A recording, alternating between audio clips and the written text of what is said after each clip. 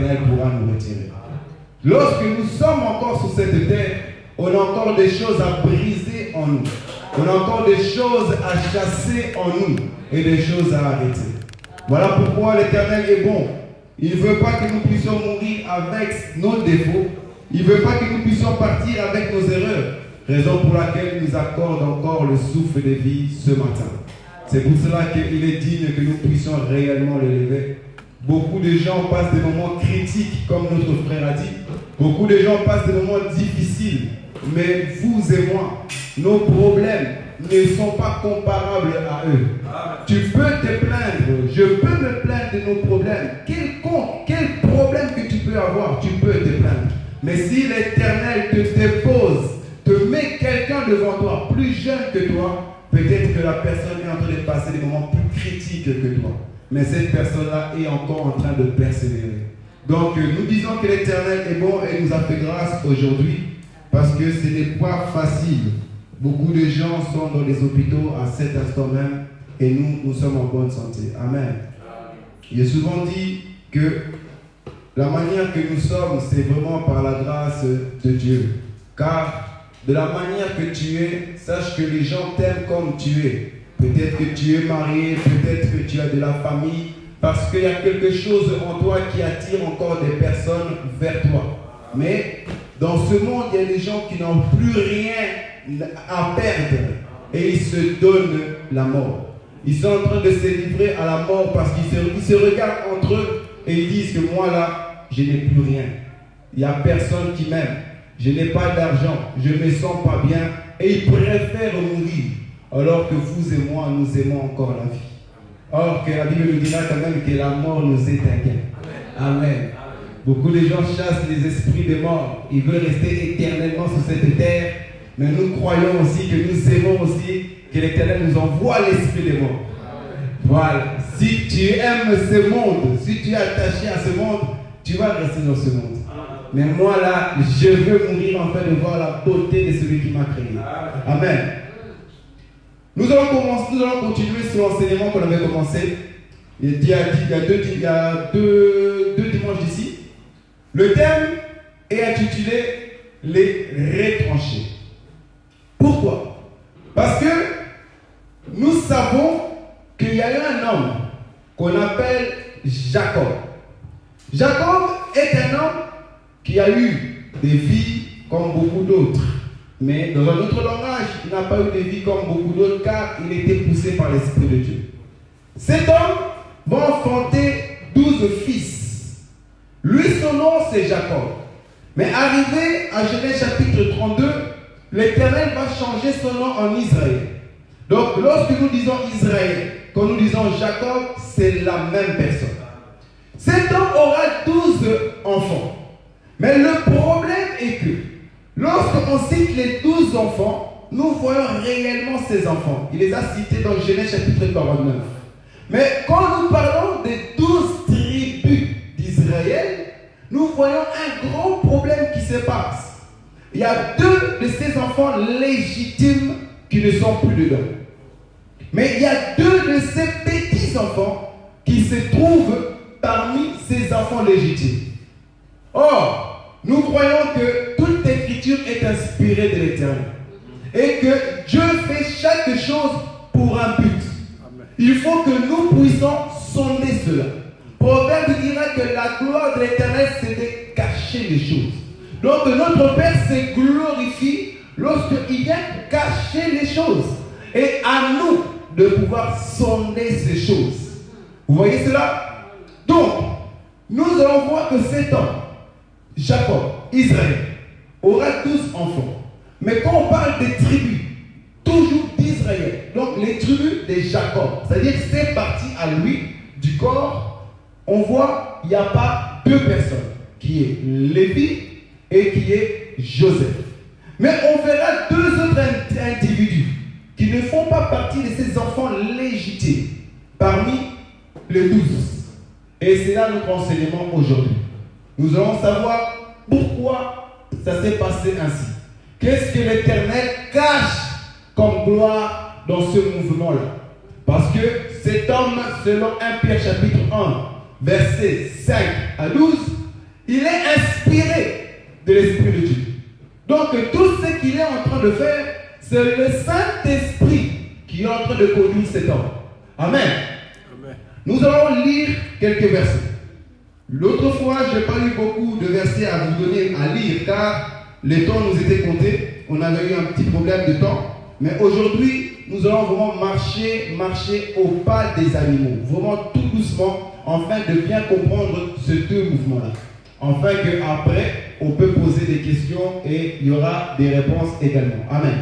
Nous allons commencer par Genèse chapitre 37. Regardez, car beaucoup de gens se posent la question en disant non, Jacob n'a jamais retranché ses deux enfants. Or que si. Il faut juste avoir l'œil pour voir là où Jacob va retrancher Lévi et Joseph. Nous allons aller très doucement et on va ouvrir nos yeux pour voir à quel moment le mouvement est en train de changer. Amen. Genèse chapitre 37, verset 3. Papa, vous pouvez lire ça s'il vous plaît. Nous lisons au nom de Jésus. Yes. Genèse 37, le verset 3. Israël aimait Joseph plus que tous ses autres fils, parce qu'il avait eu dans sa vieillesse, et il lui fit une tunique de plusieurs couleurs. Amen. Israël, qui est Jacob, aimait plus Joseph comparé à ses enfants. Merci papa. Que Dieu vous bénisse. Aimait plus Joseph que tous ses enfants. Et on nous explique le pourquoi. On nous dit parce que Jacob a eu Joseph dans sa vieillesse. Voici la raison qui est l'amour de Jacob envers Joseph.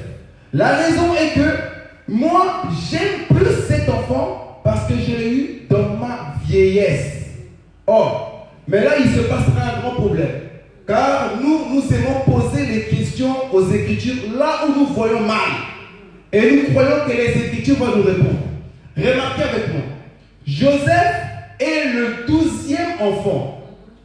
Si Israël aime plus Joseph, raison pour laquelle, parce qu'il a eu dans sa vieillesse, donc Israël doit adorer Benjamin. Parce que Benjamin est venu après Joseph. Vous voyez où je veux dire? C'est la raison pour laquelle toi, papa, t'aimes plus cet enfant, parce que tu l'as eu dans ta vieillesse, alors le dernier, tu dois l'adorer.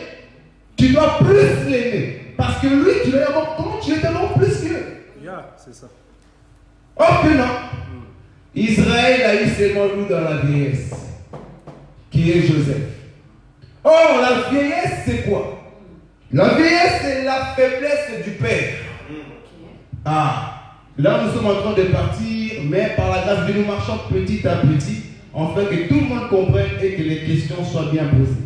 La vieillesse, ici, c'est la faiblesse du père. N'oublions pas que Jacob est inspiré de l'esprit de Christ en lui.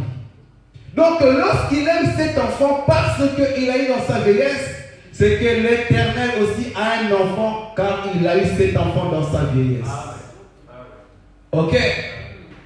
Joseph ici est un type de Christ. Car parmi les enfants que Dieu a eu, il y a eu un enfant que Dieu a eu dans sa vieillesse. Qu'est-ce que veut dire la vieillesse? Selon les Écritures, nous ne réfléchissons pas. Que veut dire la vieillesse? Parce que toi, Jacob, si tu aimes cet enfant, c'est parce que tu l'as eu dans ta vieillesse. Mais que veut dire la vieillesse? Nous allons demander à notre collègue, notre amie Sarah. On va aller vite dans Genèse chapitre 18. Remarquez. J'ai dit qu'aujourd'hui, nous allons un peu beaucoup plus lire, afin que le message soit très bien compris et les questions également peuvent venir et nous allons répondre ça par la grâce de Dieu. Genèse chapitre 18 à partir du verset 12. Remarquez-moi ça. Genèse chapitre 18, le verset 12. Elle rit en elle-même, en disant maintenant que je suis vieille, aurais-je encore des désirs? Mon Seigneur aussi est vieux. Ok. Donc elle a défini définition de la vieillesse, c'est de ne plus avoir de désir. Yeah. Vous comprenez cela? Israël aimait Joseph plus que tous les autres. Pourquoi? Parce qu'il a eu un moment où il n'avait plus de désir. Lorsque nous allons remarquer maintenant dans la lumière, à quel moment l'Éternel n'avait plus le désir. Hébreu va nous répondre, Hébreu chapitre 10, verset 5, que l'Éternel n'avait plus le désir des holocaustes. Il n'avait plus le désir des offrandes. Il n'agréait plus ces choses. Il était dans sa vieillesse. Lui, il a eu les autres dans sa force. Il a eu les autres enfants dans sa force. Mais lorsqu'il vient dans sa vieillesse, il vient voir Joseph. Or, nous sommes en train de dire que dans sa vieillesse, ça veut dire qu'Israël, le peu de force qu'il avait, il a donné à cet enfant. Il était dans sa faiblesse. Il n'aimait plus les désirs. Donc, les lois, le prophète et les psaumes, Dieu n'aimait plus cela. Pourquoi? Nous allons revenir quand on va balancer. Il disait que Joseph est celui qui est né par la grâce de Dieu dans la vieillesse. Et remarquez, Genèse chapitre 37 dit ceci. Vu qu'Israël aimait plus Joseph, il va faire un geste. Il va faire la tunique de plusieurs couleurs. Si vous lisez bien, Joseph n'avait point de songe. Joseph n'avait point de révélations. Les révélations et les songes sont venus à quel moment? Quand le Père l'a donné la tunique de plusieurs couleurs. C'est à ce moment-là que Joseph s'est mis à songer. Donc le Père savait la raison pour laquelle il lui donne la tunique de plusieurs couleurs. Là, nous sommes en train de planifier le chantier petit à petit pour vous montrer déjà que le Père savait que cet enfant-là doit être saint. Étranger des douces.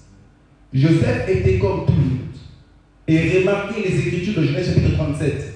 À partir du verset 1, et vous descendez, vous allez voir que Joseph prévenait encore avec ses frères. Il n'y avait pas de bagarre entre eux. Il n'y avait rien. Israël s'est dit, en tant qu'un homme moins, j'ai l'esprit du Seigneur en moi, cet enfant doit être retranché. Il va le faire un tunique. Et en lui donnant ce tunique, les révélations sont en train de venir. Joseph se voit plus grand que ses frères. Et à travers les songes de Joseph, là maintenant les frères commencent à haïr Joseph. Donc, qui a voulu que les frères haïssent Joseph? Israël. Vous voyez ça? S'il n'aurait pas fait la tunique, Joseph et ses frères allaient être en paix. Mais il fallait que le mouvement change. Car la prophétie allait basculer. Il lui fait la tunique qui va mener la guerre. Donc il est en train de livrer cet enfant à ses frères. Que ses frères commencent à le haïr.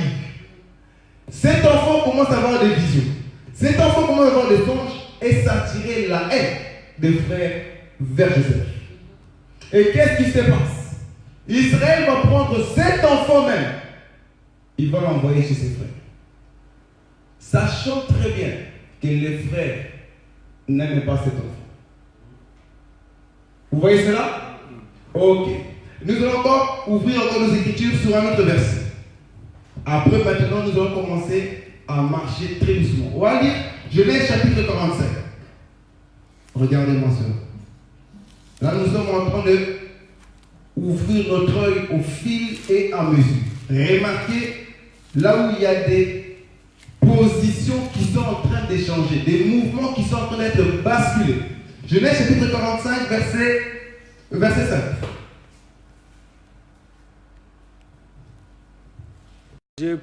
Pas. Et ne soyez pas fâchés de m'avoir vendu pour être conduit ici, car c'est pour vous sauver la vie que Dieu m'avait envoyé devant vous. C'est pour vous sauver la vie que Dieu m'avait envoyé devant vous. Vous voyez ces versets? Or, quand nous lisons Genèse 37, qui envoie Joseph? Le père, Jacob.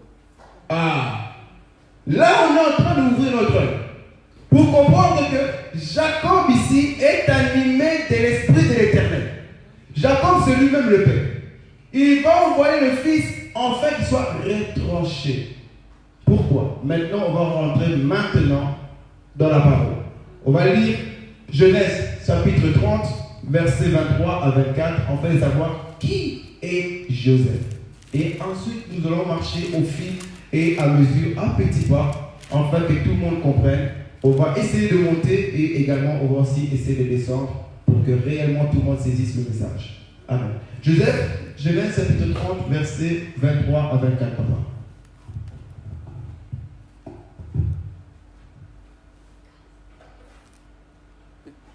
Oui, papa. Dieu s'est couvert de Rachel, il exauça et il la rendit féconde. Elle devient encore et enfanta un fils et elle dit, Dieu a enlevé mon opprobre. Ok. Qui est Joseph? Joseph est égal, Dieu a ôté mon opprobre. Papa, vous pouvez lire aussi verset 24 à 25? Encore, oui. encore. Oui. Et elle lui donna le nom de Joseph en disant que l'Éternel m'ajoute un autre fils. Lorsque Rachel y enfanta Joseph, Jacob dit à Laban, laisse-moi partir pour que je m'en aille chez moi, dans mon pays. Amen. Amen. Joseph, c'est qui?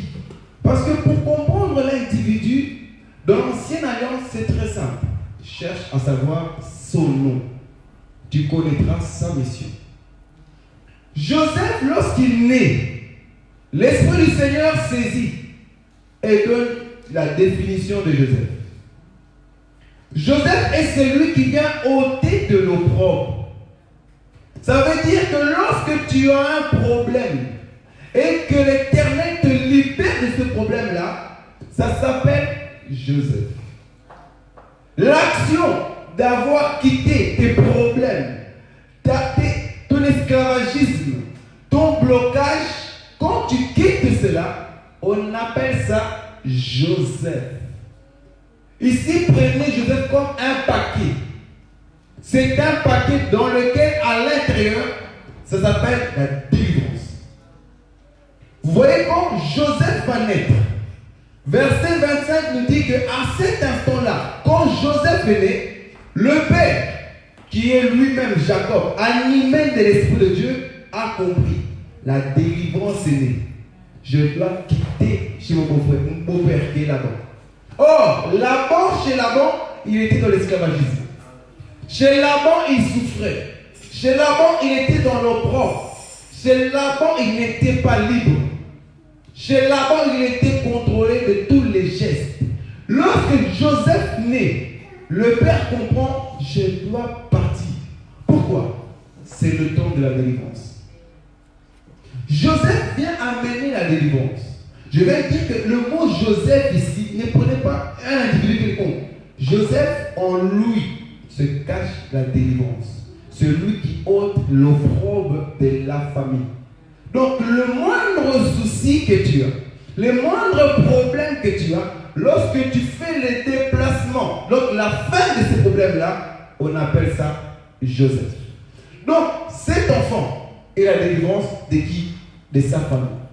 Or, nous savons que dans cet évangile, dans la parole de Dieu, celui qui amène la délivrance, c'est un sacrificateur. Et le sacrificateur, c'est lui-même qui se sacrifie. Car ici, pour que tu puisses amener la délivrance, tu dois être la personne qui nous délivre. Et celui qui délivre, c'est celui qui meurt pour le ciel. Amen. Nous allons voir encore un œil. Dans Genèse 49, lorsque le père est en train de nommer tout le monde, il va arriver chez Joseph, il dira: Joseph, toi tu es le berger. Tu es le berger d'Israël. Or, il est écrit que le bon berger donne sa vie. Amen. Jacob est en train d'annoncer que cet enfant doit mourir Dans les 12, cet enfant ne sera plus dans les tribus. On va expliquer les enfants et les tribus. On va expliquer ça aujourd'hui. Dans les 12, cet enfant doit mourir. Pourquoi? Parce qu'il est la délivrance. C'est lui qui doit ôter l'opprobre. Or, quand nous parlons de Joseph, nous sommes en train de parler du berger. Le berger de toute la famille. Et le berger donne sa vie. Et nous allons lire maintenant Lévi, afin de comprendre qui est Lévi. Dans le livre de Genèse, chapitre 29, verset 34. Et après, on va mélanger les deux, afin qu'on puisse mieux comprendre la chose. Genèse, chapitre 29, verset 34. Papa, merci. Nous lisons au nom de Jésus. Amen. Elle devient encore enceinte et enfanta un fils. Et elle dit, pour cette fois, mon mari s'attachera à moi, car je lui ai enfanté 3 fils. C'est pourquoi on lui donna le nom de Lévi. Amen. Lévi veut dire, mon mari s'attachera à moi. Bien sûr, nous savons que tout attachement a une cause. On ne s'attache pas à toi comme ça. Un homme ne viendra pas s'attacher à toi juste par plaisir. Non. On s'attache à un individu parce qu'il y a une cause qui m'attire, en fait, je puisse venir à toi. Et la cause de Lévi, c'est parce que mon mari, je l'ai enfanté 3 fils. La raison pour laquelle il s'est attaché à moi. Et j'avais dit dimanche d'avant, que le même mouvement se passe dans le jardin d'Éden. L'homme quittera son père et sa mère, s'attachera à sa femme.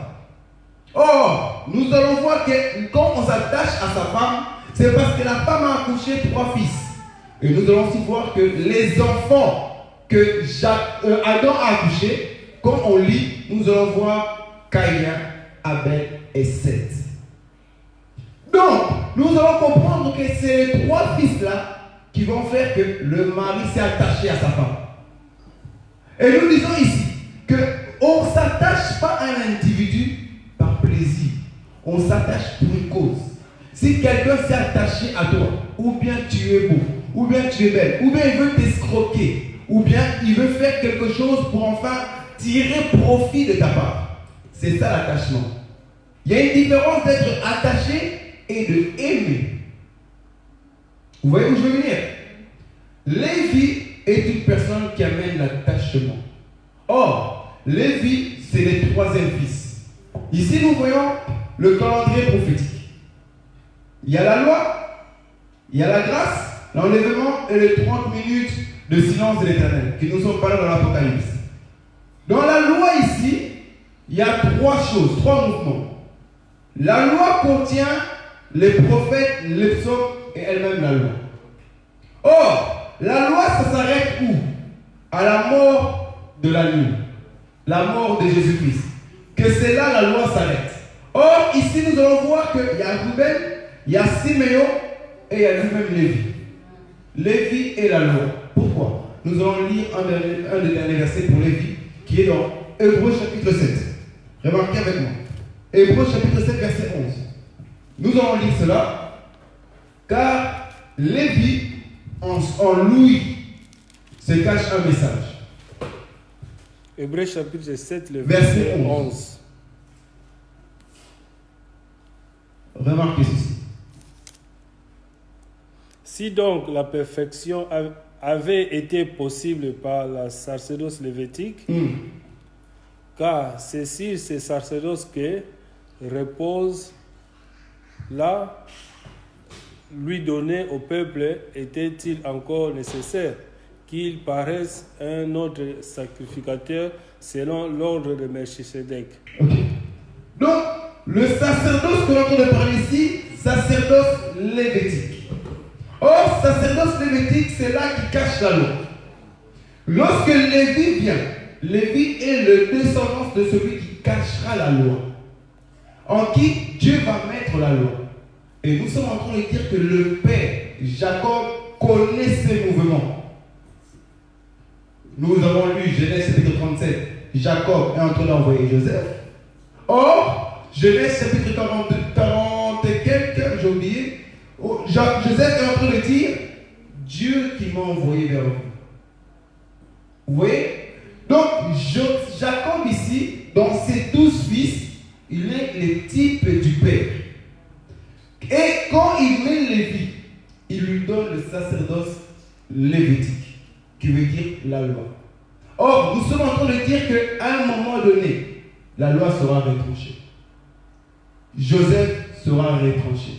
Pourquoi? Dans les 12 tribus, la loi et l'homme qui vient ôter l'opprobre, ils ne seront plus là. Nous allons expliquer ça petit à petit, car ils seront remplacés par Manassé et Ephraïm. Mais nous allons arriver au fil et à mesure. Remarquez ceci. Lévi et la loi, c'est ici. Lévi. Et nous allons voir un mouvement prophétique. En Égypte, Dieu va envoyer les peuples d'Israël en Égypte. Et les peuples d'Israël vont durer, ils vont rester en Égypte pendant très longtemps. Or, le peuple d'Israël aura un Lévi, qui est Moïse, descendant de Lévi. Malgré que Moïse est là, le peuple souffre. L'Éternel est attaché au peuple, mais l'Éternel n'a pas donné la paix au peuple, n'a pas donné la délivrance au peuple, n'a pas ôté le peuple de leur opprobre. Mais à quel moment l'Éternel va ôter le peuple de la souffrance? Il va leur dire ceci: vous devez prendre un animal, l'agneau, et vous devez tuer cet agneau. Prendre le sang de l'agneau et le mettre sous les linteaux. Or, nous sommes en train d'expliquer ici que la Bible dira que si cet agneau-là n'est pas tué, le premier-né mourra. Vous êtes d'accord avec moi? Que si l'agneau vit, le premier-né meurt. Et si l'agneau meurt, le premier-né vit. Donc la vie du premier-né est dans l'agneau. Et la vie de l'agneau se trouve dans le premier-né. C'est un de deux doit mourir. Ou bien toi tu meurs, moi je vis. Ou bien moi je vis, toi tu meurs. Et Dieu ne fait pas cela au hasard. Dieu il savait, car c'était une ligne prophétique. Arrivé là-bas, ils vont tuer un agneau. Remarquez, nous sommes en train de dire que l'animal et l'homme, c'est les mêmes individus. Pourquoi? Genèse chapitre 1, verset 24, va nous faire comprendre que le 6e jour, l'homme a été créé avec l'animal. L'animal est créé, est né. On aime bien dire cela. Il est né le même jour que l'homme. Mais remarquez encore, Jacob qui est animé de l'Esprit de Dieu, il va prophétiser ces choses. Il va nous expliquer ces choses. En faisant quoi? Il va prendre ses enfants. Il va dire, toi Dan. Il va voir Dan. Il dit, toi Dan, tu es un serpent. Oh, il regarde, il voit, toi Nephtali, toi, tu es une biche. Il regarde, il voit, Benjamin, toi Benjamin, tu es un loup. Oh, toi Judas, Judas, tu es un loup. Pourquoi? Parce que ces enfants, ce sont aussi des animaux. Voilà pourquoi nous nous appelle les hommes animaux également. Parce qu'en chacun de nous, il y a un animal. Mais cet animal doit mourir. Qui est en Égypte. Or, en Égypte, ils vont tuer un animal et dans la lumière, c'est un homme qui est mort. Vous voyez le mouvement? Ok. Nous sommes en train de dire ceci. Que après, lorsque Lévi est né, le 4e enfant, on l'appelle Judas, qui est la louange, qui est la grâce, qui amène la délivrance, qui amène la joie. Or, entre eux, en Égypte, il va se passer un sacrifice. L'agneau qui va mourir. Et nous sommes en train de dire que cet agneau qui meurt, ce n'est que Joseph. Pourquoi? Parce que Jacob, en ayant l'Esprit de Dieu, savait que la famine viendra. Dans Genèse chapitre 37, savait que la famine viendra. Et il regarde parmi ses enfants et il prend Joseph. Et il va envoyer chez ses frères. Enfin que Joseph part mourir. Pour que Joseph sauve sa famille, comme il est écrit. Donc, le secours de sa famille, c'est la mort de Joseph. Jacob, en envoyant Joseph, il est en train de l'envoyer mourir. Il est en train de le sacrifier. Joseph, en partant voir ses frères, il est en train de partir à la mort. Et ses frères, en le mettant dans le citerne, la Bible déclare que ce citerne était vide. Nous comprenons que le véritable Joseph, lorsqu'il viendra, on le mettra au sein d'un citerne vide, qui est Jésus-Christ. La Bible dira que quand il mourra, un homme nommé Joseph va prendre Jésus, va l'amener où? Dans la tombe où personne n'est déjà passé là-bas. Donc c'est une citerne vide. Ils vont enterrer Joseph. Ils sont en train de sacrifier Joseph. Pendant ces mouvements-là, nous sommes en train de voir l'enlèvement de Joseph parmi ses frères. Qui cause cela? Lui-même, le Père. Lévi et la loi. Lévi doit être retranché également. Pourquoi? Parce que Lévi, c'est celui qui amène l'attachement du Père vers sa femme. Or, maintenant, on ne dit pas Marie, attache-toi à ta femme, mais Marie, aimez vos femmes. Lévi est celui qui n'a pas amené l'amour, mais il a amené la loi. La loi, lorsque tu branches d'une manière ou d'une autre, la loi te condamne. La loi te juge. Et la loi te tue. Il fallait que Lévi soit ôté. Parce que Lévi était celui qui amenait le sang. Lévi est celui qui amène la condamnation. Lévi est celui qui amène la lapidation. Et il fallait que son temps s'arrête. Voilà pourquoi Lévi marchait encore dans l'ombre. Mais dans la lumière, il devait s'arrêter. Et Joseph marchait dans l'ombre. Et dans la lumière, il devait s'arrêter. Pourquoi? Joseph, c'est l'agneau. C'est le sacrifice. À chaque instant, quand tu péchais, tu donnais un animal, c'est donner Joseph. En fait, qu'il puisse te délivrer. En fait, qu'il puisse être ôté de tes péchés. Donc, chaque mouvement que le peuple d'Israël faisait, en réalité, dans l'ombre, ça cachait le sacrifice d'un homme. Quand le peuple péchait et donnait un animal, ils sont en train de donner à chaque fois Joseph. Ils sont en train de livrer à chaque instant Joseph. Voilà pourquoi Joseph a un temps de s'arrêter. Mais maintenant, nous allons voir que Joseph, à un moment donné, il va avoir deux enfants qu'on appelle Manassé et Ephraïm. Remarquez, Jacob, qui sait très bien que Joseph doit être ôté de sa famille, doit être ôté de ses 12 tribus, il va venir. Joseph est en Israël, en Égypte. Il va prendre une femme égyptienne. Or, c'est interdit de prendre la femme étrangère. Jacob, en venant, il sait que mon fils est mort. Mon fils n'est plus parmi nous. Il va demander à Joseph, Joseph va amener ses deux enfants. Il va dire à Joseph, Joseph, ces deux enfants-là est en moi. Ephraïm et Manassé seront mes enfants, comme Ruben et Siméon. Pourquoi? Il savait bien que Joseph, toi, tu ne seras plus mon enfant. Il faut qu'on te remplace. Et pour te remplacer, tes enfants vont te remplacer. Lévi, la loi, doit aussi quitter. Et pour le remplacer, un de tes enfants va le remplacer. Ça veut dire quoi? Ils étaient 12 au début, mais Jacob va arracher 2. Et il en reste combien? Il va rester 10. Les 10 commandements. Remarquez avec moi. Jésus va venir. Il est en train de marcher. On va lui demander, Seigneur, dites-nous, dans les 10 commandements, quel est le commandement le plus grand? Jésus va donner Lévi et Joseph. Vous allez voir qu'on l'a arraché. En réalité, dans les 10 commandements, il y avait 12 commandements. Mais, quand nous lisons, nous voyons 10. Jésus va demander, dites-nous, c'est quel est le plus grand commandement? Jésus dira ceci: tu aimeras ton Père de toute ton âme, toute ta force et de tout ton esprit. Il parle de qui? De Lévi. Car c'est Lévi qui est la personne qui attire le peuple à aimer Dieu. Il cite Lévi. Et puis il dit, oh, c'est pas fini. Il y a aussi Joseph qui est arraché. Tu aimeras ton prochain comme toi-même.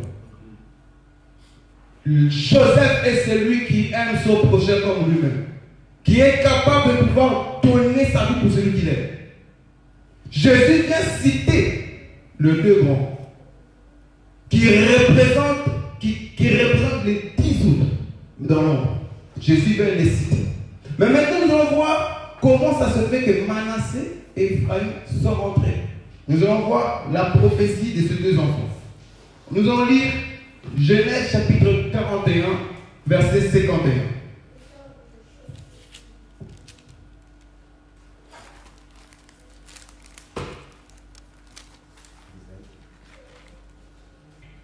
Genèse chapitre 41, verset 51 à 52. Joseph donna au premier-né le nom de Manassé, car, dit-il, Dieu m'a fait oublier toutes mes peines et toute la maison de mon père. Et il donna au second le nom d'Ephraïm, car, dit-il, Dieu m'a rendu fécond dans le pays de mon affliction. Ok. Tu peux répéter pour 51? Fécond. Et puis. Joseph donna au premier-né le nom de Manassé, car, dit-il, Dieu m'a fait oublier toutes mes peines et toute la maison de mon père. Amen. Donc, Joseph va avoir deux enfants. Comme on entend le dire que ces enfants sont des ombres qui sont en train de représenter Christ dans l'ombre. Tous ces enfants-là, Christ les a accomplis. Mais maintenant, nous allons voir que Joseph va mettre deux enfants au monde. Il va dire, Manassé est celui qui a fait oublier toutes les peines. Ephraïm est celui qui m'a rendu fécond dans le pays étranger. Que cela veut dire? Donc, quand nous sommes en train de voir Manassé marcher, Manassé est en train de marcher et il signale, je suis celui qui fait oublier toutes les peines. Quand nous sommes en train de voir Ephraïm marcher, Ephraïm est celui qui rend fécond. J'aime ça. Donc, nous allons comprendre que les deux enfants-là, ils vont remplacer les deux autres. Pourquoi? Un qui va faire oublier toutes les peines. Et l'autre va nous rendre féconds. Analysez. On va les mettre côte à côte. Celui qui vient enlever toutes les peines et s'enlève à lui-même le Père, qui vient aussi amener la délivrance. Car celui qui enlève les peines est une personne qui amène la délivrance également.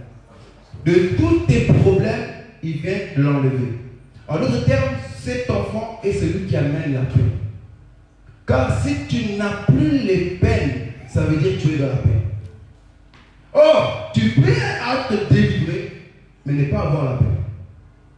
Tu peux être handicapé d'une maladie, d'un blocage quelconque. On vient, on prie pour toi. Le blocage quelconque est parti, mais tu n'as pas la paix. Pourquoi? Tu n'as pas de travail. Tu n'as pas la paix parce que tu n'as pas d'enfant. Tu n'es pas marié. Tu n'as pas la paix. Pourquoi? Parce que tu ne fais pas ce que tu veux faire. La famille te tourmente. Tu n'as pas la paix alors que tu es délivré. Tu avais un esprit de colère en toi, de la haine. Tu n'aimais pas les gens. On vient prier pour toi. La délivrance est faite. Joseph est venu. Mais malgré tout, tu n'as pas la paix. Or, lorsque Manassé arrive, Manassé va porter la paix dans ton cœur. Lorsque Manassé arrive, Manassé amène la délivrance plus la paix. Amène la délivrance plus affranchissement de tous tes problèmes. Il fait oublier tous tes problèmes, toutes tes peines.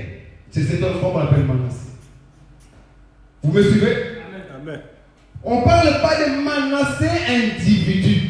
On parle de la personne, le nom de Manassé, le paquet de Manassé. Donc une personne qui a plus de problèmes de peine, il peut dire j'ai Manassé en moi. Vous comprenez? Une personne qui est venue avec un esprit d'impudicité et délivrée, il peut dire Joseph m'a affranchi. Car Joseph est la délivrance. Or, nous sommes en train de dire que Manassé est celui qui amène la paix. Aujourd'hui, c'est Manassé qui nous a affranchis. Car au début, il faut d'abord que Joseph t'affranchisse, qui a la délivrance. Quand tu viens en Christ, Christ doit d'abord te délivrer. C'est le premier travail. Il doit te délivrer de tous les hommes que tu as eus, de tous les problèmes que tu as connus, de tout ton caractère. Tu dois d'abord passer à la délivrance. Sinon, tu as toujours le vieillard en toi. Tu as toujours l'animal en toi. Or, l'animal doit mourir ou bien que tu meurs. Il doit tuer cet animal. Mais qui tue l'animal? Nous pouvons dire c'est Lévi. En Égypte, qui a tué l'animal? C'est Lévi. L'animal, c'est Joseph. C'est cet animal-là qui a fait qu'il puisse partir sain et sauf. Lévi a tué, or que Lévi, c'est celui qui a les sacerdoces. Lévi, c'est la parole. Donc, il faut que Lévi tue Joseph. En tout à chacun de nous, si la parole ne nous tue pas, personne ne va s'attacher à Dieu. Amen. Personne ne va croire au Seigneur. Personne ne viendra à l'église. Personne ne va prier. Personne ne va changer. Il faut que Lévi fasse son travail en nous. Amen. Voilà pourquoi il est dit que la foi vient de ce qu'on entend. Et ce qu'on entend vient de la parole de Dieu. Or, sans la foi, il est impossible d'être agréable à Dieu. Donc, Lévi doit d'abord faire son travail en nous. Mais d'abord, on doit avoir Lévi. Quant à Lévi, Lévi fait son travail à la délivrance. Et quand la délivrance est finie, il faut avoir Manassé. Pour que tu puisses avoir la paix en toi. Parce qu'une personne qui peut être délivrée, mais qui n'a pas la paix intérieure, peut retourner encore en Égypte. Le peuple d'Israël était délivré. Mais à un moment donné, ils n'ont pas la paix. Ils ont dit, là-bas, les chipots étaient meilleurs. Là-bas, le poisson était meilleur qu'ici. Le concombre était meilleur qu'ici, au désert. Parce qu'ils n'avaient pas encore la paix. Or que celui qui est en paix avec le Seigneur est un homme meilleur. Amen. Peu importe de tes problèmes, peu importe de tes soucis, tu vas rester au pied du Seigneur. Amen. Tu regardes autour de toi, tu vois que rien n'avance. Tu resteras toujours attaché au Seigneur. Tu resteras toujours accroché. Mais si tu abandonnes la foi, on comprend qu'en réalité, tu n'avais pas encore reçu Manassé. Les 4 personnes-là doivent jouer un rôle dans ta vie. Si tu n'as pas Manassé, ce sera difficile. Et regardez bien, le petit frère, c'est celui qui rend fécond. Qu'il n'y aura pas de stérile en Israël. Il faut que l'Éternel te rende fécond. Si tu n'as pas la fécondité de Dieu, tu es un mort. Car à un moment donné, l'Éternel voudra venir voir si tu as porté son fils. Mais si tu viens en tant que terre desséchée, ce sera difficile que tu puisses recevoir de l'eau. Et ce sera difficile que tu donnes la vie. Parce que celui qui donne la vie est une personne qui a été fécondée. Si on voit des chrétiens qui ont des problèmes à donner la vie, c'est parce qu'ils n'ont pas Ephraïm. Beaucoup de nos jours, beaucoup de nos chrétiens sont là parmi nous, mais la personne ne donne pas la vie. Ils sont plus là pour te détruire. Le problème de la famille, il va le faire sortir. Dès que tu as un problème avec lui, après l'église, il est capable d'enlever les casaques et te gifler. On voit qu'il n'a pas Ephraïm. Il a encore un puits desséché, il a encore une terre desséchée, un puits vide. Citerne vide. Parce qu'il n'a pas eu Ephraïm. Or, qui est Ephraïm? La Bible dira ceci. Lorsque l'ange Gabriel va venir visiter Marie, il dira, Marie, tu as trouvé grâce à l'Éternel, car Dieu t'a rendu fécond. Ephraïm est celui qui amène la grâce du frère. Amen. J'aime ça. Ephraïm est celui qui amène la grâce. Or, nous sommes en train de dire qu'il faut qu'Ephraïm soit dans les tribus d'Israël. Parce qu'Israël manquait ça, ce qu'on appelle la grâce. La loi te tuait. La loi te condamnait directement. Tu es banni. Tu pars, oh, je vois encore un nom. Ils sont partis combattre, le pauvre a volé de l'argent, a volé des bijoux parce qu'il voulait défendre sa famille. Il voulait aider quelqu'un. La loi l'a dit, il doit mourir. C'est la grâce qui vient nous ressourcer. C'est la grâce qui nous donne encore la force d'accrocher encore au Seigneur. Je peux tomber hier, mais je sais qu'Ephraïm est encore avec moi. Je peux brancher d'une manière ou d'une autre, mais je sais qu'Ephraïm est avec moi. C'est fini les temps de Lévi. Parce que Lévi aujourd'hui n'a plus le pouvoir, même qu'on n'a le plus. Il faut qu'Ephraïm remplace Lévi. Si Ephraïm ne remplace pas Lévi, Jacob aurait mal fait son boulot. Jacob, il savait que non, lorsqu'il a vu Ephraïm, il a dit non à Jacob, Joseph, ces enfants-là, ce sont mes enfants. Ces enfants-là ne sont pas à toi, car ils ont une promesse en eux. Ces enfants doivent être fait partie des tribus. Quand les tribus, nous vivons en tribus. Les enfants, c'est à toi personnellement. Mais la communauté, c'est ça, les tribus. Il faut qu'Ephraïm soit au milieu de ses frères. Il faut qu'Ephraïm soit avec nous. Et il faut également que Joseph, celui qui vient amener la délivrance, soit changé à celui qui amène la paix. Car réellement, tu peux être délivré comme j'ai dit. Mais la délivrance va t'écouter quelque part. Raison pour laquelle aujourd'hui, beaucoup d'assemblées ont peut-être Joseph. Regardez comme ils s'en foulent. Regardez comme ils sont beaucoup. Mais quand on va demander une question biblique aux membres de l'assemblée, ils sont pris. Ils ont suivi seulement la délivrance. Ils sont attachés seulement à la délivrance. À ce qui est démonstratif. Que l'agneau est mort. Que l'agneau nous a délivrés. Que l'agneau est mort. L'agneau nous a délivrés. Mais ensuite, la paix, c'est ce qui se trouve en toi. Ce n'est pas démonstratif. La paix se trouve en toi. Aujourd'hui, beaucoup veulent démontrer, mais ils n'ont pas la paix. Les pasteurs sont en train de démontrer les tétites, mais dans leur couple, ils n'ont pas la paix.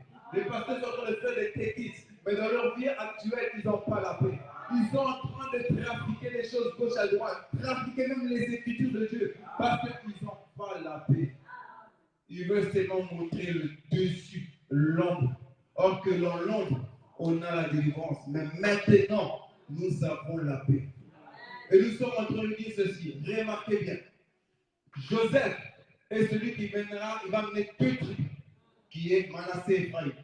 Or, il est écrit ceci, que la loi vient de Moïse. La grâce et la vérité est venue pour le Seigneur Jésus-Christ. Joseph, en tant que l'ombre de Jésus-Christ, est en train de faire rentrer la grâce et la vérité. La grâce et la vérité se trouvent là. Donc, je ne sais pas si dans la caméra ils vont ça, mais ici, derrière, on a la loi. Et pour que la loi se termine, l'agneau doit faire couler son sang. L'agneau fait couler son sang. Et il nous avait passé dans la grâce de Dieu. De aujourd'hui de Dieu. Et dans la grâce de Dieu, il y a deux mouvements. Dans la grâce, il y a l'enlèvement aussi également. Nous serons enlevés dans le temps de la grâce. Avant que les choses, ça pourrait être, le reste des choses puissent venir. Donc, dans la grâce, il y a deux mouvements, qui est la grâce et l'enlèvement. Or, Ephraïm est celui qui est actuellement avec nous. Dieu au milieu de son peuple, qui nous fait tchèque pour la grâce. Et Manassé est celui qui vient nous rassurer, nous donner la paix et nous assurer que nous serons enlevés avec Ephraïm. Jacob, en venant ôter Lévi et Joseph, il savait pourquoi. Que le temps de la loi allait se terminer. Que nous allons connaître le temps de l'agneau qui doit mourir à chaque fois va se terminer. Le temps de la délivrance va finir par se terminer. Parce que quand nous allons partir, les vierges folles, ils peuvent rester, mais le tétique ne sera plus. Le tétique ne sera plus. Le pasteur là, qui était impudique, va rester. L'onction qu'il y avait, il ne sera plus. Car nous sommes partis. Mais la paix est avec nous. De ceux qui partent avec Ephraïm et que Dieu vous bénisse. Nous sommes maintenant passer aux questions-réponses et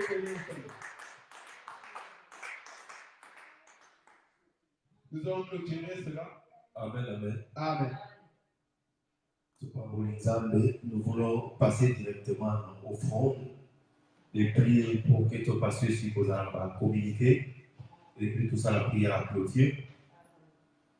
Et puis pour la question-réponse, j'espère que non, tout le monde a mis il a déjà pour la question-réponse.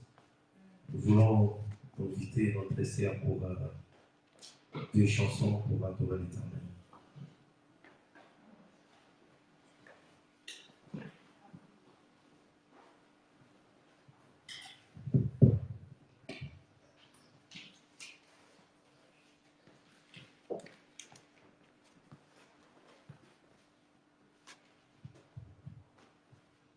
Il est bon de louer Dieu, alléluia.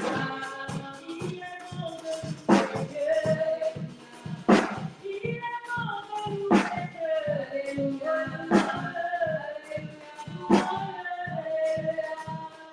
Il est bon de l'élever, alléluia. Il est bon de l'élever, alléluia. Il est bon de l'élever, alléluia.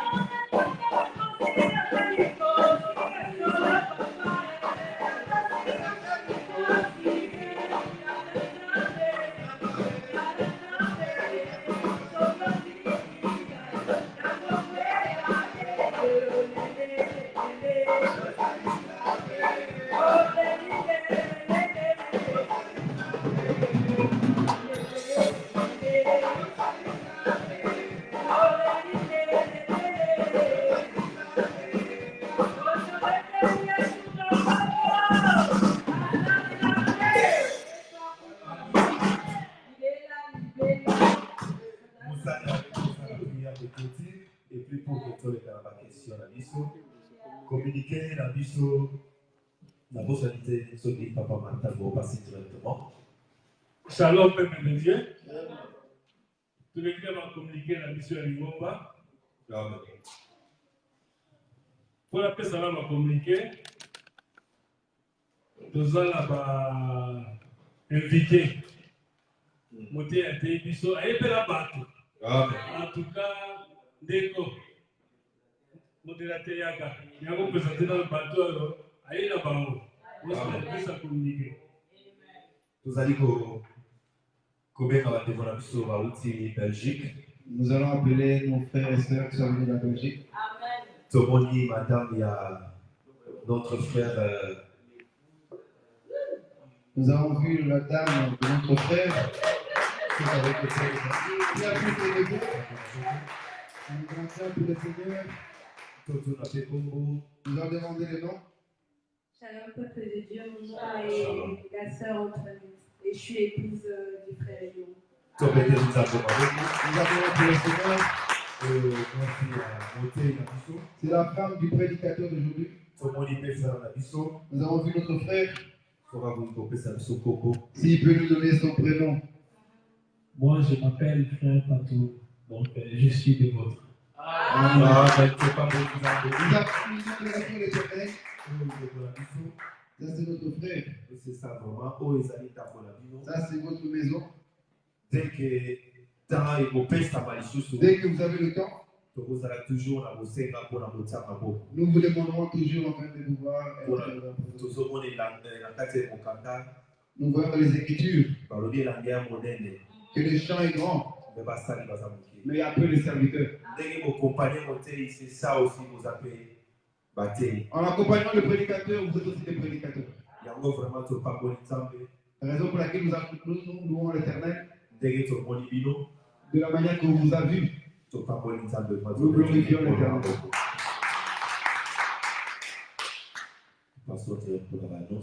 Nous passons pour l'annonce. L'annonce de nos jours, c'est la semaine nous avons jeudi férié en Allemagne. dans notre semaine, jeudi, c'est férié ici en Allemagne. Notre frère Boris a que nous reçoit enseignement à Bruxelles. Va recevoir l'enseignement à Bruxelles Docteur Roger. chez le docteur Roger. On va lui accompagner à ce qui Ceux qui veulent l'accompagner, qui veulent le trouver à la fin du culte. Enseignement de 10h, 15h. L'enseignement commencera de 10h à 15h. Les bien-aimés de Bruxelles seront également là.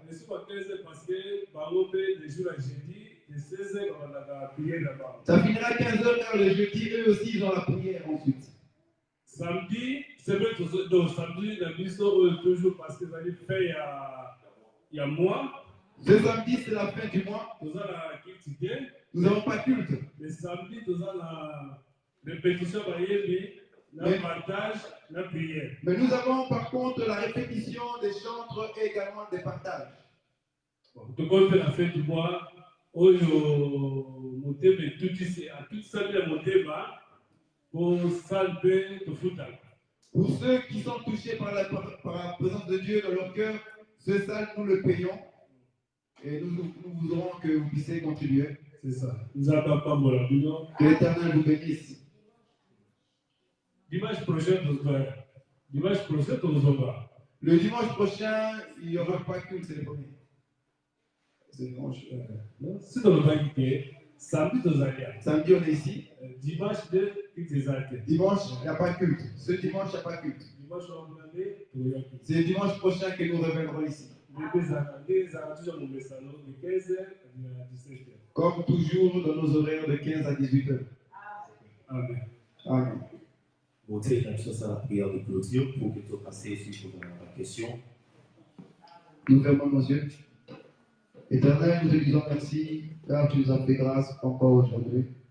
Nous avons communiqué ta parole, Seigneur. Il est écrit que personne n'enseignera son concitoyen. Tous seront enseignés que par moi-même. Je mettrai mes paroles dans leur cœur. Seigneur, merci car tu nous enseignes aujourd'hui et nous voulons passer à la deuxième étape des questions et réponses. Nous prions que tu puisses nous éclaircir, que tu puisses nous donner encore la certitude de ta parole au nom puissant de Jésus-Christ que nous avons ainsi prié. Amen. Directement, nous voulons passer à ma question. Moi, ma question, normalement sur les Lévi. Lévi, tu as dit que non, Lévi, c'est la loi. Yes. Donc, c'est Lévi qui a tué Jésus-Christ. Yes, tout à fait. Et puis, deuxièmement,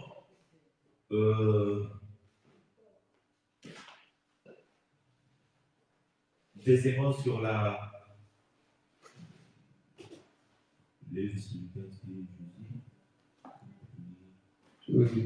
Lévi a tué Jésus, Lévi a tué Joseph, car il dira voilà. Dans notre loi, cet homme doit mourir. Donc, c'est ça. en mission. La loi doit tuer Jésus. Jésus. Donc, et puis pour Joseph, Mm. Joseph, tu as dit que non, Joseph c'est la grâce. Non, Non, c'est- Joseph, celui que l'on lève l'opprobre, qui est la délivrance, en d'autres termes, il est l'animal de sacrifice. Donc, c'est que Tout Joseph aussi, sacrifice, avec Hélène, c'est la même. Voilà. Il marche en paix. En père, voilà. Voilà. Lui doit tuer lui. Il doit tuer Joseph pour que l'Éternel puisse agir. Donc, comme le fils et le père. On peut dire aussi ça. Oui. Ok, merci. Ah. Pour la compréhension, je vais passer au frère. Shalom, mon frère. D'après ma compréhension, Ephraïm Ephraïm, oui. englobe Joseph, Lévi, Manassé. Ephraïm, la grâce. Hein? Qu'il englobe. Englobe Joseph, Lévi et Manassé. D'après ce que je comprends. Oui. Bon, On peut aussi marcher comme comme ça. ce fut le cas de Noé, Mhm. qui reçut. Il a trouvé grâce devant l'Éternel. Exactement. Bon, et ma question est la suivante. Oui. Peut-on de nos jours, comment dire, justifier ou démontrer Ephraïm? Peut-on de notre jour justifier ou démontrer Ephraïm? Démontrer et justifier envers Dieu ou envers l'homme? Envers l'homme. Est-ce que l'homme pourrait Montrer Ephraïm envers notre homme. démontrer et justifier qu'il aurait reçu Ephraïm Ok. et d'autres hommes? Ok. Afin que ces hommes aussi Amen. reçoivent Ephraïm, Ephraïm. tout à Parce fait. que, en fait, un homme qui n'a pas reçu Ephraïm Mhm. ne peut pas donner Ephraïm. Tout à fait. Amen. On comprend ça. Ah, ça veut dire, frère, tu commences à voler. Ok. Un homme démontre également qu'il a reçu Ephraïm. Pourquoi? Ephraïm, c'est faire la grâce. Donc, la personne que toi tu vas blesser, Jésus va donner un parabole en disant ceci. Un homme avait la tête d'un autre homme. Il va venir, la personne qui avait prêté de l'argent viendra pour réclamer son argent. Et on lui donnera, je pense, où est-ce qu'il veut dire le proverbe là. Et il va demander son argent. L'individu lui dira, écoute, on va lui dire ça. On va lui dire. C'est dans ma tête, mais c'est un peu chamboulé. À part si vous voyez plus ou moins le contexte.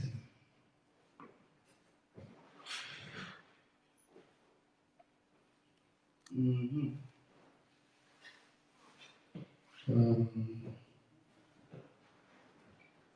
Qui voit plus ou moins ce proverbe-là? J'allais répondre par ce proverbe-là. Dieu a nous bénir.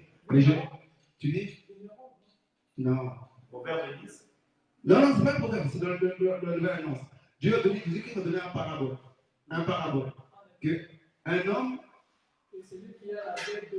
Voilà. Oui, oui. Et l'autre côté, quelqu'un, il devait l'argent à une personne, on lui fait grâce, mais là-bas, lui, il condamne.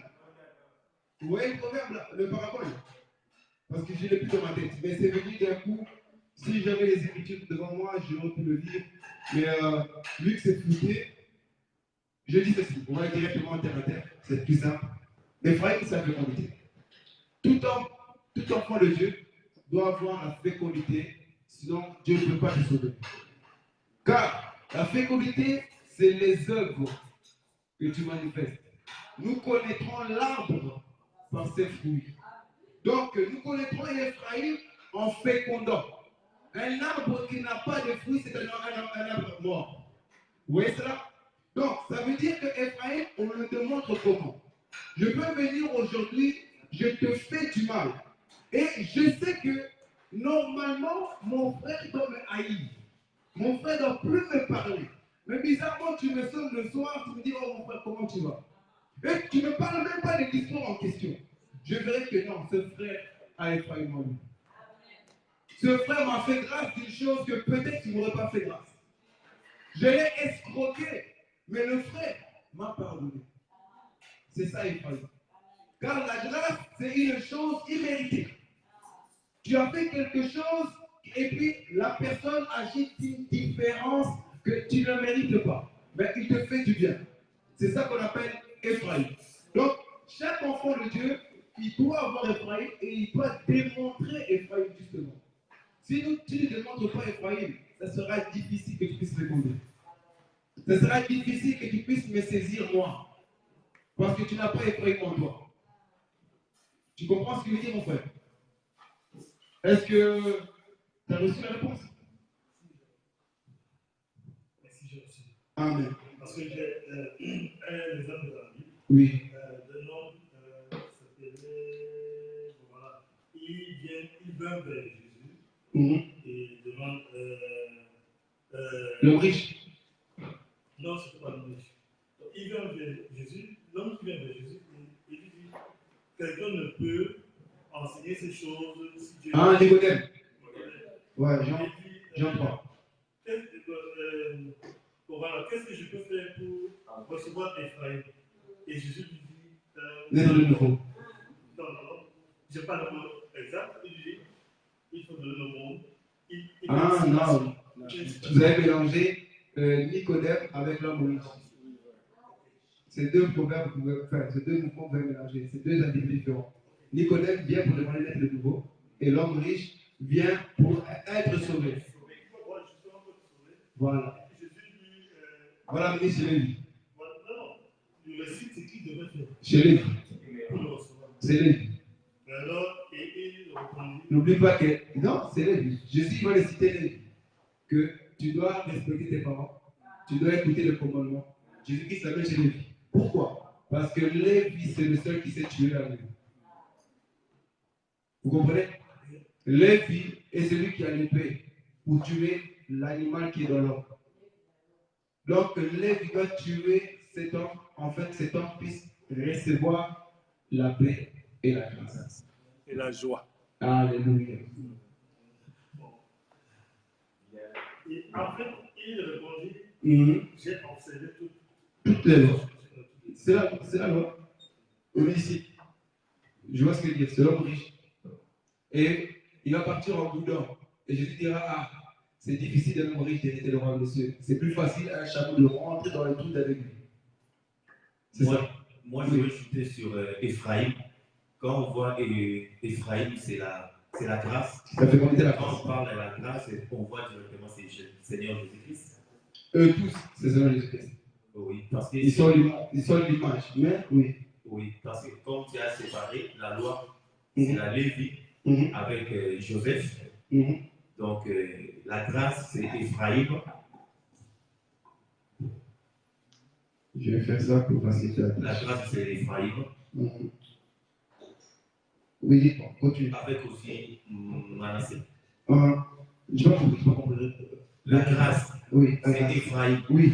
Parce que Jésus-Christ, il est venu dans le moment de la loi, il a donné la grâce sur la croix. Il s'est donné, oui. L'animal, il s'est donné. C'est pour cela, les deux mouvements là, c'était comme je te dis. Donc, la loi, c'est la Lévi et Joseph. Oui, dans l'ombre. Jésus-Christ, quand on vient, on trouve c'est la Ephraïm, c'est la grâce. Oui, oui. Quand il est écrit que la loi vient de Moïse, la grâce et la vérité vient par Jésus. Donc c'est lui le véritable Joseph qui amène ses enfants dans la loi. Donc la loi, c'est 10. Oui. Et Jésus-Christ va ramener 2 enfants. La grâce et la vérité. Dans la loi. Ephraïm et Manassé. Car la loi manquait la paix et la loi manquait la grâce. Ils avaient la parole et ils tuaient. Ils condamnaient. Normalement, c'est pour cela les paroles qui ont tué Jésus. La parole de Jésus, tout à fait. Il s'est tué lui-même. Il est la parole. Donc c'est la parole qui a tué Jésus-Christ. Il a dit sur la croix, tout est accompli. Qu'est-ce qui est accompli? La parole. La parole a tué. Lévi. Oui, papa, je vais te dire. Amen, ça. Oui. Okay.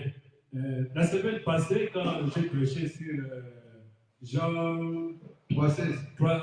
3,13, j'avais fait le même croquis. Uh-huh. Alors, l'Assemblée m'avait bombardé de questions. Bon, on n'a pas arrivé à trouver une solution. Mais cette question, en tout cas, ne nous a pas aidé. Moi, dans mon croquis, j'avais fait comme ça là. La loi, le psaume, les prophètes, Ok. la croix de Jésus-Christ, la grâce et loi. Ici. Non, pas la grâce. La Grâce et loi. La grâce, La croix, la grâce. là, c'est la croix, c'est l'amour de la J'ai vie. compris. J'ai compris. La grâce et puis l'enlèvement. Oui. Voilà. La question était que, ils m'ont posé la question si la loi est rentrée aussi dans la grâce. Ok. Ok. Si la loi rentre dans la grâce. Maintenant là, je vois que la loi est rentrée dans la grâce. Oui. La loi, la Bible dira que tant que le ciel et la terre n'est pas détruit, la loi ne passera pas. Est-ce que le ciel et la terre est passé? Non. Ah, la loi ne passera pas. Donc nous comprenons que la loi va continuer. Pourquoi? Parce que c'est la loi qui va commencer à tuer l'animal qui est en nous. Jusqu'ici, il y a encore des hommes, de nos frères et de nos sœurs, qui sont mais en forme d'animal. Et c'est la loi qui doit venir tuer. Vous comprenez? Je vais avancer. Vous et moi, on était païens. Qui a tué cet homme païen? Si ce n'est que la parole.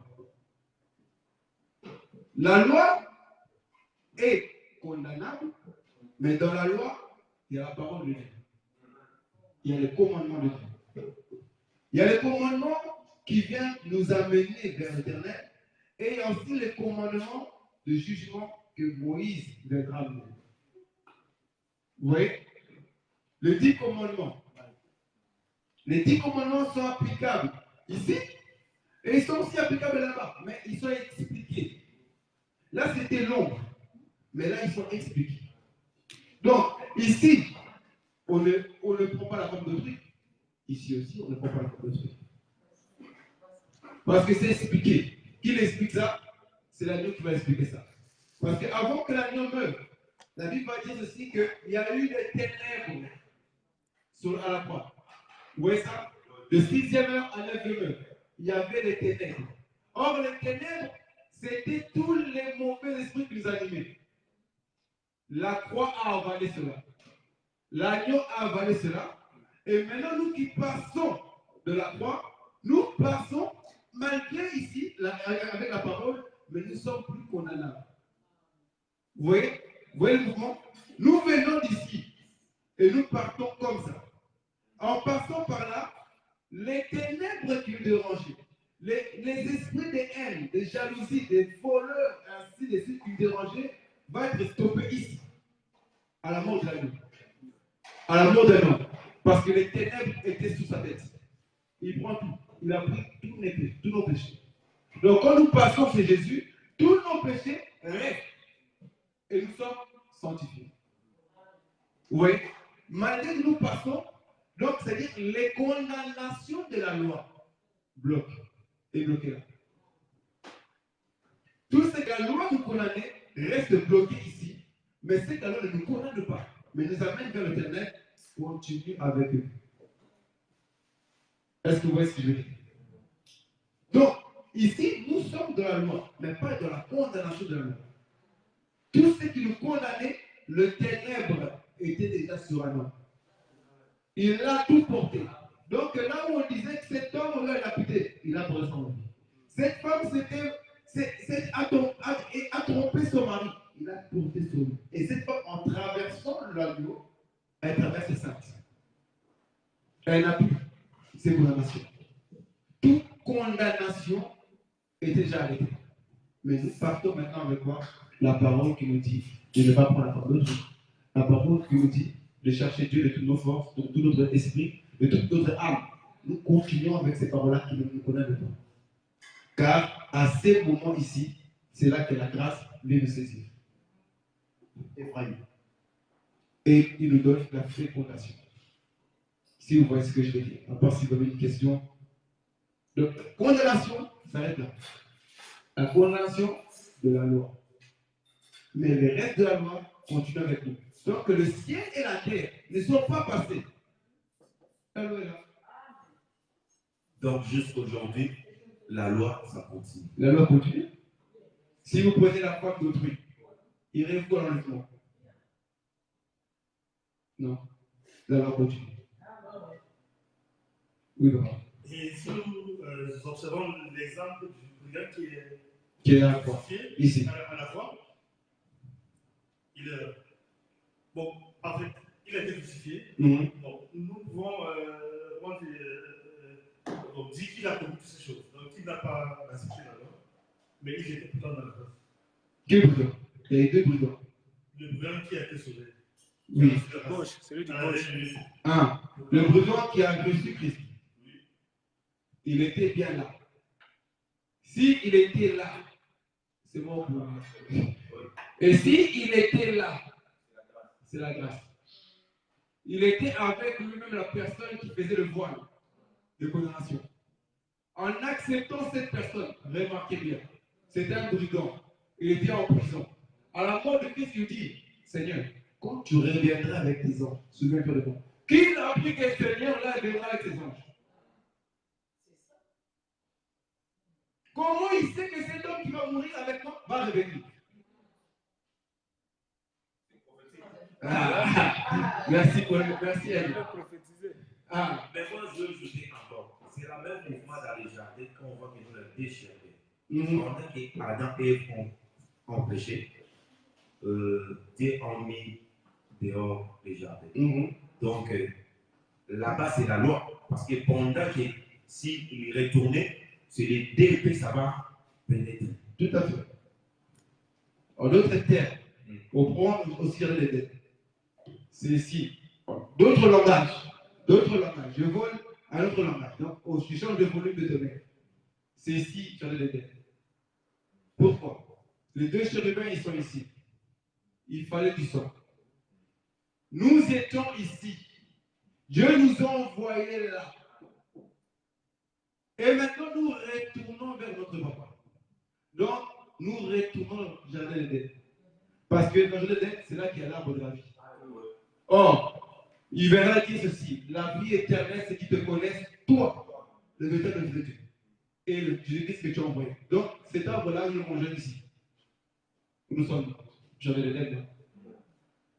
C'est ici. Vous voyez ce que je veux dire? Oui, Cana. Nous partons vers Cana. Cana. Nous retournons seulement le ventre de notre mère. Elle nous a mis au monde, elle nous reprend. Car là maintenant, celui qui a reçu l'Éternel est dans le ventre de l'Éternel. Oui. Donc, on veut prendre un autre langage, jardin d'Éden, c'est ici. Car,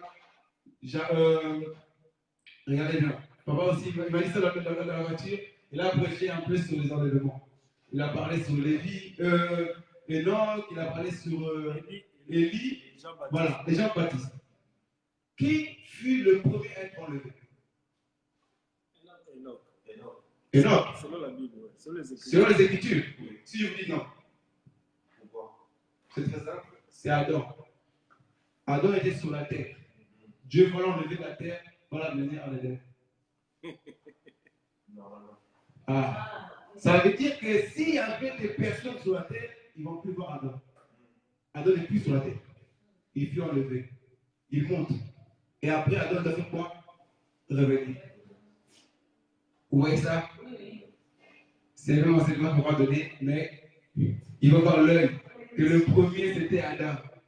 Mais normalement, on va retourner sur les jardins. Normalement, les jardins, il faut que tu mettes ça sur la loi, dans l'autre côté. Jardin ici? Oui, c'est la loi. Jardin d'Éden? Oui, je ne sais pas. Non. Parce que là-bas, il y a la loi aussi. La loi. Dans les jardins, je ne sais pas si tu vois. Dans les jardins, la loi est là. Mais n'oublie pas que la loi aussi est ici. Normalement. Ok. Jardin d'Éden, il y avait la grâce. Quand Adam a mangé, est-ce qu'il est mort? Non. Ah, il y avait quoi? La grâce. Mais parce qu'il est déchiré. Il faut voir ça, il est déchiré. Oui. Comment il va retourner? Parce qu'il est déchiré. Avec des paix. Voilà. C'est l'enlèvement. Parce que Dans le jardin d'Éden, là, on est en train de changer de langage. J'espère que tout le monde comprend. Là, voilà. Le jardin d'Éden, c'est le jardin de Dieu. Ok? Donc, là, la présence de Dieu règne. Nous voyons Dieu face à face. C'est comme l'éternité. Donc, à ce moment-là, l'homme pêche, mais Dieu ne tue pas. Parce que dans le jardin d'Éden, il y a déjà Ephraïm. Il est là. Oui, oui. Il y a Ephraïm, mais en même temps, il y a la loi. Jésus il a dit que Dieu Mais il ne sait peut la loi. pas manger cet arbre. Mais regardez, ok, je vois ce que tu veux dire. Regarde, on va aller très très vite. Amen. Dieu dira, si tu manges l'arbre, Oui. tu mourras. Ok? C'est la loi. Ok. Analysez bien. Il faut aller très doucement avec les Écritures. Il dit, si tu manges, tu mourras. Le serpent vient. Il dit, Dieu sait. Oh, c'est important de dire ça. Dieu sait que vous ne mourrez pas. Oh, comment? Le serpent a donné 3 choses. Premièrement, vos yeux s'ouvriront. Ok. Vous serez comme Dieu. Vous aurez la connaissance du bien et du mal. Dites-moi, quand Adam a mangé, est-ce qu'il est mort ou il a eu ces 3 choses-là? Ses yeux sont-ils ouverts ou pas? Oui. A-t-il la connaissance du bien ou du mal? Oui ou non? Oui. Est-il devenu comme Dieu ou pas? Oui. Dieu est devant les autres aussi. En péchant l'homme, car maintenant il est devenu comme vous. Oui. Or, Dieu a dit, faisons l'homme à notre image. C'est lorsque Adam mange, Dieu dit, ah, il est devenu comme nous. Parce qu'il connaît maintenant le Dieu. Parce qu'en fait, Dieu voulait que Adam mange. Pourquoi? La connaissance, Osée 4:6 dit, mon peuple périt par manque de connaissance. Pour ne pas périr, il faut avoir la connaissance. Vous voyez vous vérifier? Si Adam n'a pas la connaissance, Adam périt. Osez continuer. Si tu n'as pas la connaissance, je te chasserai de mon sacerdoce. Vous voyez ça? Donc, il fallait qu'il mange pour avoir la connaissance. C'était l'œuvre de Dieu. Oui, papa. Oui, je voulais ajouter seulement parce que tu as dit, dans les jardins, il y avait la grâce. Dieu ne veut pas, comme ils avaient péché, ils ont seulement chassé. C'est le même mouvement quand Jésus était venu dans le temple. Il a vu les gens, les marchands. Bon, cette écriture, il y a aussi des gens qui tapent sans côté. Jésus avait fait seulement le fouet, mais comme il avait la grâce, il n'avait pas tapé. Ouais. Il a fait seulement le fouet, mais il n'avait pas tapé. Je ne sais pas si là ici, vous avez pu écouter ce que papa a dit. Non. Jésus va rentrer dans le temple. Il va voir que les gens sont en train de faire du mal à sa femme.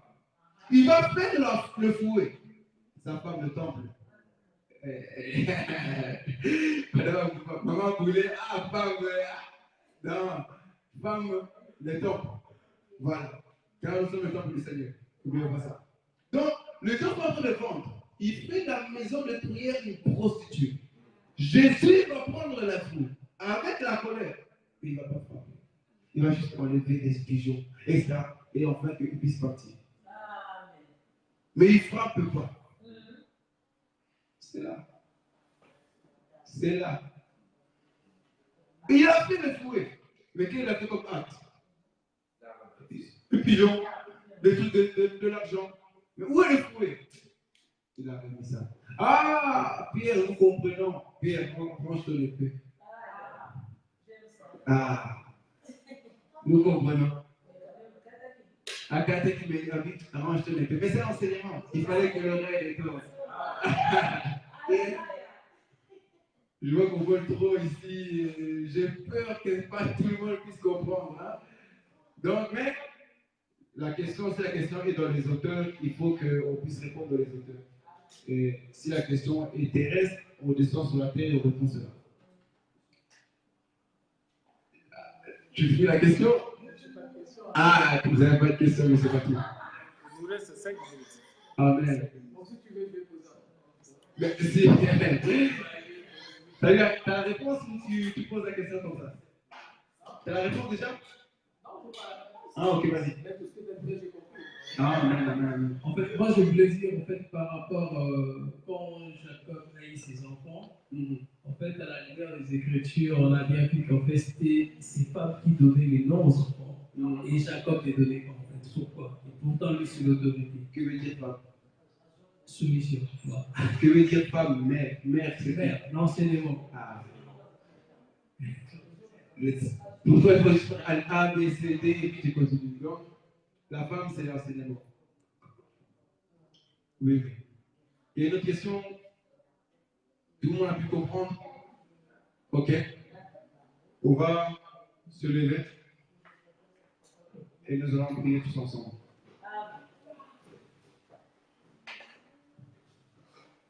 J'espère que tout le monde a pu comprendre le mouvement. Et si je dois descendre un peu, comme exhortation, vous avez pu comprendre également que pour être réellement enfant de Dieu, il faut passer par ces 4 enfants-là. Il faut que tu puisses recevoir la vie qui est la parole et que cette parole-là puisse tuer l'animal qui est en toi. Car si l'animal n'est pas encore mort, on voit encore que tu pratiques des mauvaises choses. Tu n'arrives pas à arrêter la pornographie. Tu n'arrives pas à arrêter les chipotages de mauvais côté gauche et à droite. Sache que réellement, l'animal qui est en toi n'est pas encore sacrifié. Il faut que tu puisses tuer le vieil homme. Il est écrit, marchez selon l'esprit et vous n'accomplirez pas les désirs de la chair. Donc, il faudrait que tu puisses marcher selon le Saint-Esprit. Pour cela, il faut d'abord que tu sois vraiment accroché près de la parole de Dieu et que cette parole-là va féconder en toi.